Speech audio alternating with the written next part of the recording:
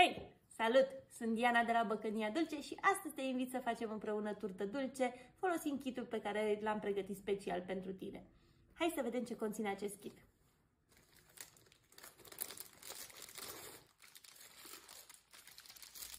Avem un decupator sub formă de floare, un poș cu glazură Royal Icing, o punguță cu bombonele, un pachet de amidon, un pachet de aluat de turtă dulce din care ne va ieși aproximativ o tavă și un pachet cu pastă de zahăr cu care vom decora turtele dulci. Hai să vedem ce avem de făcut în continuare. Și acum să trecem la treabă. Ne-am mutat la o masă de lucru, avem aluatul de turtă dulce, mai avem nevoie de un sucitor, de puțină făină și să-i dăm drumul. Presărăm blatul de lucru cu puțină făină, desfacem aluatul din folie. Este foarte, foarte bine lipit.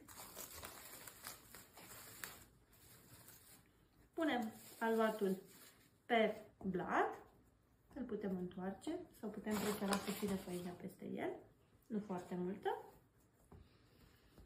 Luăm sucitorul, întindem aluatul,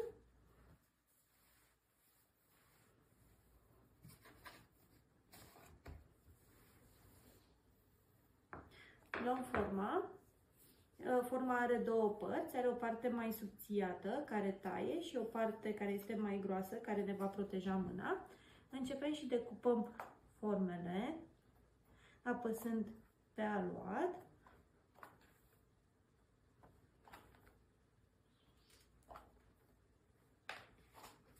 Pregătim o tavă cu hârtie de copt și așezăm formele în tavă. Iar cu restul de aluat vom proceda în același fel până când îl vom termina.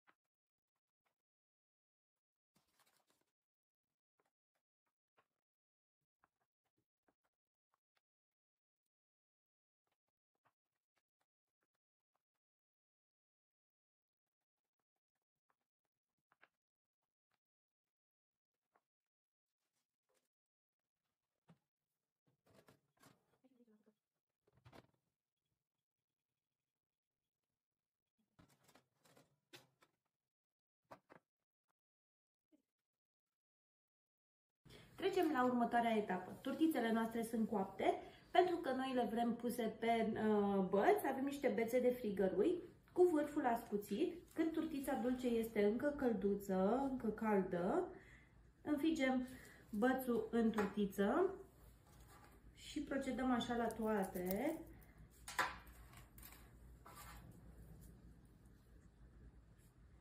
Încercând să fim exact pe mijlocul turtiței, da? Să nu o înțepăm pe spate.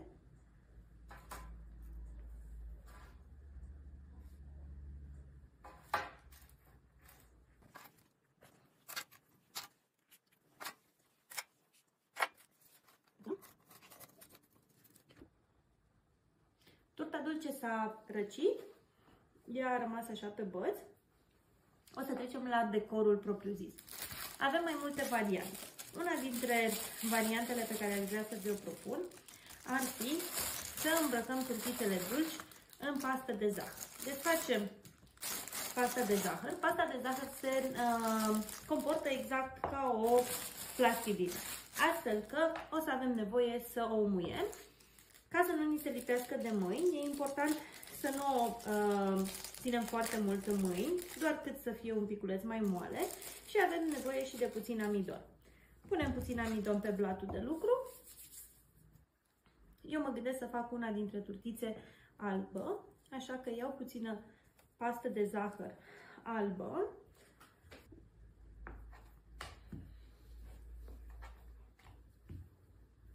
Pasta noastră de zahăr trebuie să nu fie foarte groasă, dar nici foarte subțire, nu trebuie să se vadă blatul de dedesubt. Luăm forma cu care am decupat turtițele dulci, apăsăm pe pasta de zahăr. Avem aici o căniță în care am pus apă și o pensulă. Întoarcem forma pe partea care a stat pe blat, o ungem cu apă și o lipim de turtiță. Dacă turtița este un piculeț mai mică decât forma, o adunăm cu degetele, astfel încât o facem să se potrivească. Putem să-i facem mijlocul florii colorat, putem să luăm puțină culoare, puțină pastă de zahăr colorată, eu am luat galben, facem o biluță, punem puțină apă în mijloc și lipim biluța pe care am făcut-o. Astfel, avem o floricică gata. Dacă dorim să-i mai adăugăm elemente, putem cu capătul acesta al pensulei să apăsăm pe turtiță, astfel încât să-i dăm câteva elemente suplimentare.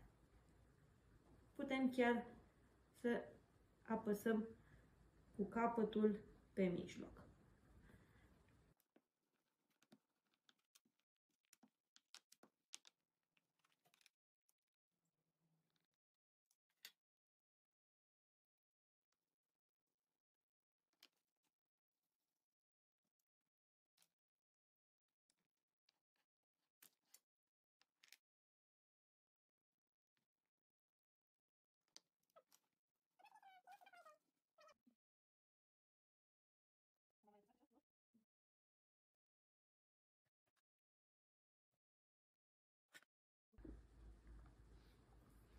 Am făcut deja 3 turtițe dulci decorate cu prima variantă de decor pe care vroiam să vi-o arăt și vom continua cu o turtiță decorată atât cu pastă de zahăr cât și cu royal icing. Royal icing, vă ziceam că este această glazură moale care se află în poș.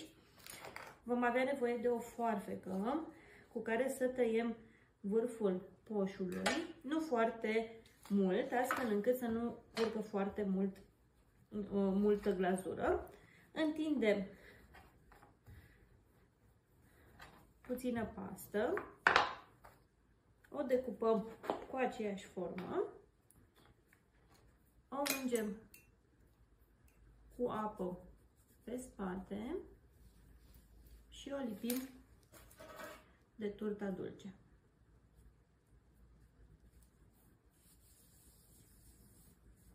Acum putem să venim și să facem restul decorului cu poșul. Putem să ne ducem de jur împrejur și să creăm niște petale pe care să le adunăm la mijloc.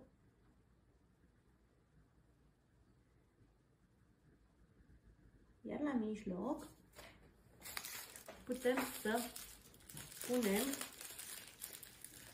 bombonele colorate. Trebuie să avem grijă că această glazură este mai sensibilă, trebuie lăsată să se usuce câteva ore, astfel că după ce punem bombonelele, o punem deoparte și o lăsăm să se usuce. Dacă nu dorim să punem pastă de zahăr, putem să facem un decor doar folosind poșul și atunci pe turta dulce natur venim și facem câteva petale. Putem să folosim tot așa bombonele pentru a-i da culoare.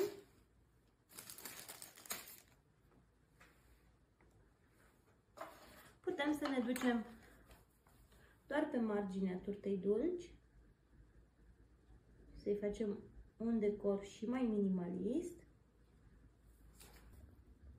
Am ajuns la pasul final și anume putem să înfrumusețăm turtițele dulci cu o fundă, cu o panglică din saten. Aceste tortițe dulci pot fi date cadou sau pot fi devorate de cei mici pe loc sau după ce se întărește glazura.